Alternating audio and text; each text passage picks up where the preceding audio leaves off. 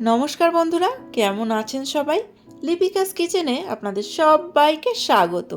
আজকে আমি আপনাদের সাথে একেবারে খাস্তা কুড়মুড়ের নিমকি রেসিপি শেয়ার করতে চলে এসেছি। তো চলুন বেশি কথা না বাড়িয়ে রেসিপিটা শুরু করা যাক। প্রথমে আমি একটা বোলেতে একটা কাপ মেপে 3 কাপ পরিমাণ ময়দা নিয়ে নিচ্ছি। এবার এর মধ্যে দিয়ে দিচ্ছি স্বাদ মতো লবণ। এখানে আমি 1 চা চামচ লবণ ব্যবহার করলাম। দিচ্ছি 2 চা চামচ চিনি আর দিয়ে দেব 2 চা চামচ কালো জিরে। এবার দিচ্ছি বড় চামচের 5 চামচ রিফাইন্ড অয়েল। এখানে রিফাইন্ড অয়েলটা একটু বেশি দিচ্ছি, কারণ রিফাইন্ড অয়েলটা একটু বেশি হলে তবেই নিমকিটা খাস্তা হবে। এবার সব কিছুকে খুব ভালোভাবে ময়ান দিয়ে নেব মিশিয়ে। ময়ানটা একটু ভালোভাবে মাখতে হবে, কিন্তু দেখুন আমি খুব ভালোভাবে মেখে নিয়েছি এবং ময়ানটা ভালোভাবে রেডি হয়ে গেছে। কি করে বুঝবেন? দেখুন, তার জন্য এইভাবে মুঠো করে ময়দাটা দেখবেন। ময়ানটা ঠিকঠাক হলে ওই মুঠোর ময়দাটা কিন্তু সহজে ভেঙে যাবে না যতক্ষণ না আপনি চাপ দিয়ে ভাঙছেন। দেখুন আমার ময়ানটা দেওয়া কিন্তু রেডি হয়ে গেছে। এবার অল্প অল্প করে জল দিয়ে ময়দাটা মেখে নেব। একটু শক্ত শক্তই ডোটা তৈরি করতে হবে, খুব বেশি নরম হলে হবে না। অল্প যেন একটু শক্ত থাকে এরকমভাবেই মাখাতে হবে। আর জলটা কিন্তু অল্প অল্প করে দিয়েই মাখবেন, তবেই ডোটা ঠিকঠাক মাখা হবে। একেবারে দিয়ে দিলে আবার নরম হয়ে যেতে পারে। ময়দাটা এখন ভালোভাবেই মাখা হয়ে গেছে, আর দেখুন একটু শক্ত শক্ত রেখেছি। এবার এই ময়দাটাকে একটা ঢাকনা দিয়ে 30 মিনিটের জন্য রেখে দেব ময়দাটা সেট হওয়ার জন্য। 30 মিনিট পরে ফিরে এলাম, আর দেখুন ময়দাটা এখন কীরকমভাবে ওপর থেকে দেখতে হয়েছে। এবার ময়দার ডোটাকে একটা চপিং বোর্ডের ওপর নিয়ে নিলাম, নিয়ে আরও একটু ভালোভাবে থেসে নেব।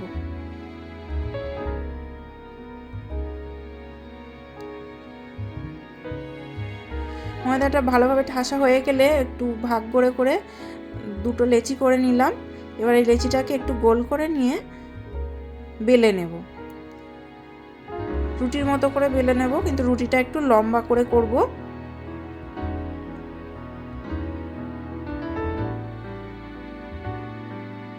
এই যে দেখুন রুটিটা বেলা হয়ে গেছে, আর রুটিটা দেখুন খুব পাতলাও নয় আবার মোটাও নয়, এরকমভাবেই বেলেছি। এবার একটা ছুরির সাহায্যে কেটে নেব রুটিটাকে। যেমন নিমকিগুলো যেরকম সাইজের হয়, চৌকো চৌকো একটু লম্বাটে, সেইভাবেই দোকানের নিমকির মতো করে এটাকে কেটে নেব।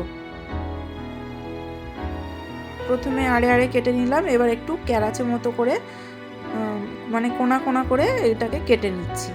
দেখুন ঠিক দোকানের মতন করে নিমকিটা যেমন থাকে সেইভাবেই কেটে নিচ্ছি। আর কাটার সময়তেই দেখুন এর থেকে চপিং বোর্ড থেকে উঠে আসছে ময়দার রুটিটা, কারণ এর থেকেই বোঝা যাচ্ছে যে ময়দাটা কতটা পারফেক্টভাবে মাখা হয়েছে। সবটা কাটা হয়ে গেছে। এবার তেল গরম করে নিয়েছি, তেলের মধ্যে এই নিমকির পিসগুলো ছেড়ে দেব। তেলটা খুব বেশি ফুটিয়ে তারপর দেবেন না, তাহলে কিন্তু নিমকিটা ভালোভাবে ভাজা হওয়ার আগেই পুড়ে যাবে। তাই তেলটা মোটামুটি গরম হওয়ার পরেই নিমকিগুলো একটা একটা করে তুলে ছেড়ে দেবেন। সবগুলো একসাথে আবার যদি দিতে যান নিমকিগুলোকে, সেই জন্য মুড়ে যেতে পারে বা শেপটা নষ্ট হয়ে যেতে পারে, সেই জন্য একটা একটা করে তুলেই তেলের মধ্যে ছেড়ে দিচ্ছি। উল্টে পাল্টে ভালো করে নিমকিগুলোকে ভেজে নেব তেলের মধ্যে।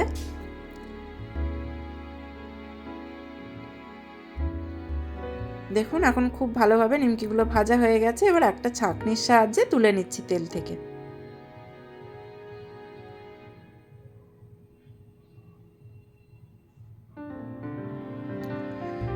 একইভাবে বাকিটাও আবার ভেজে নেব।